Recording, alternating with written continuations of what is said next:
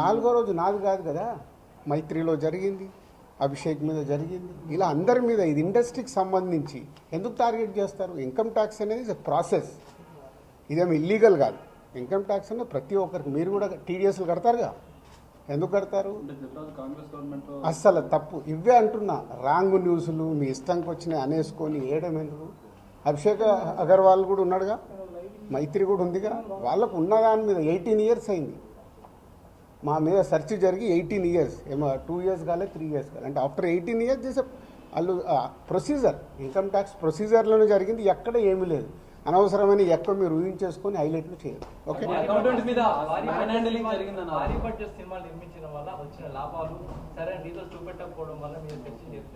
నా దగ్గర కాదండి, మొత్తం జరిగితే మళ్ళీ మీ దగ్గర అంటారండి. సో అన్నీ జరుగుతాయి, ఇట్స్ ఎ ప్రాసెస్. ఇందాక చెప్పాను కదా, 24 craftsకు ఎలా స్పెండింగ్ చేస్తున్నారు. ఇప్పుడు మా గేమ్ చేంజర్ ఇంత బడ్జెట్ అయింది, ఎలా స్పెండ్ చేస్తున్నారు. They want all accounts. మేము క్లీన్గా ఉండొచ్చు, తీసుకున్నోడు ఉండకపోవచ్చుగా. సో మా దగ్గరికి వెళ్ళి అన్ని డీటెయిల్ తీసుకొని ఎవరెవరికి వెళ్ళాయో వాళ్ళ ద్వారా చెక్ చేస్తారు. ఎందుకంటే TDS, GST, so many process ఉంటాయి. అంతేగాని ఎక్కువ ఊహించేసుకుంటున్నారు, ఏం లేదని. అంటే హైలైట్స్ దాంట్లో ఉండకుండా కొంచెం బయటికి రండి అని నా రిక్వెస్ట్. టాప్ డైరెక్టర్స్ కి బ్లాక్ ఇవ్వడం వల్లే ఇష్యూస్ వస్తున్నాయి అనేది కూడా వినిపిస్తుంది. మీలో కొంతమంది, మీ ప్రొడ్యూసర్స్ కొంతమంది చెప్తున్నారు, దీనికి ఏమంటారు? మీ ఛానల్స్ కూడా చాలా చెప్తారు, బ్లాక్ ఎక్కడ ఉంది, ఎక్కడికి వెళ్ళి వస్తుంది, నువ్వు సినిమా ఎక్కడ చూస్తున్నావు, ఆన్లైన్లో టికెట్ బుక్ చేసుకుంటున్నావు, 90% బుక్ మై షోలో బుక్ చేసుకుంటున్నావు, పేటీఎంలో బుక్ చేసుకుంటున్నారు. ఎక్కడుంది క్యాష్? 90% అకౌంట్లోనే కదా అందరు మీరు బుక్ చేసుకుంటున్నారు, సినిమాలు చూస్తున్నారు. అది మళ్ళీ మీ ఊహ. ఎవరికి రావాల్సిన స్టోరీలు ఎప్పుడు రాసుకుంటూనే ఉంటారు, ఎందుకంటే మీకు కూడా హైలైట్స్ కావాలి కదా, లేకుంటే కష్టంగా. నేను మీకు అదేనండి చెప్తున్నా, 2008లో అయింది సెర్చ్ నా మీద. ఎన్ని సంవత్సరాల తర్వాత వచ్చారు? 1, 2 ఓన్లీ నా మీదే అవుతే మీరు మాట్లాడేది రైట్. ఇండస్ట్రీలో చాలామంది మీద అయింది కదా. సో దానికి లింక్ లేదు కదా. అదే అనవసరమైనది ఊహించుకొని లింకులు చేయకుండానే నా రిక్వెస్ట్. అసలు నేను ఆఫీస్కి వెళ్ళాను, మరి నాకు ఎవరైనా చెప్పలా.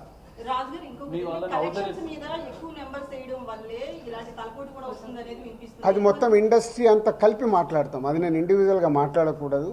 అలాంటి ఏదైనా ఉంటే కరెక్ట్ చేయాల్సిందే, ఇండస్ట్రీ తరఫున కరెక్ట్ చేయాలి. 22 నుంచి మీరు ఐటీ ఫైల్స్ చేశారా సార్? ఎవ్రీ ఇయర్ ఉంటుంది. 22 నుంచి అంటే ఎవ్రీ ఇయర్ ఉంటుంది.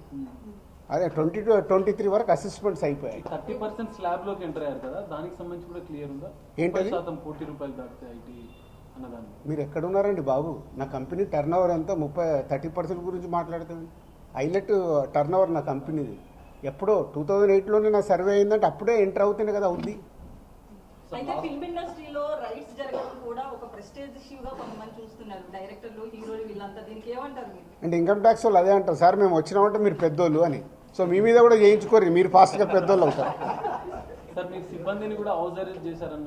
అది న్యాచురల్. అంటే హౌస్ అరెస్ట్ అంటే ఇప్పుడు నేనున్నాను 3 రోజులు, మేము వీడియోలు తీస్తున్నాను, నేను ఎక్కడికైనా వాకింగ్ చేస్తాను, బయటికి వెళ్ళనివ్వరు.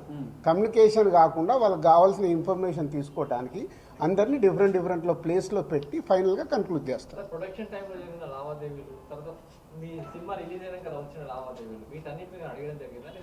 అది ఆటోమేటిక్ అండి, అది ప్రాసెస్. వాళ్ళకి అదే అవగాహన చేసుకోవడానికి.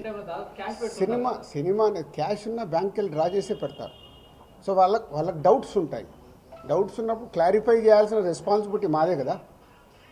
సో అలా ఒక్కొక్కటి ప్రొడక్షన్ ఏంటి, డిస్ట్రిబ్యూషన్ ఏంటి, ఎగ్జిబిషన్ ఏంటి, ఎలా ప్రాసెస్లో ఉంటాయి అన్నీ ఎక్స్ప్లెయిన్ చేస్తూ వచ్చాను.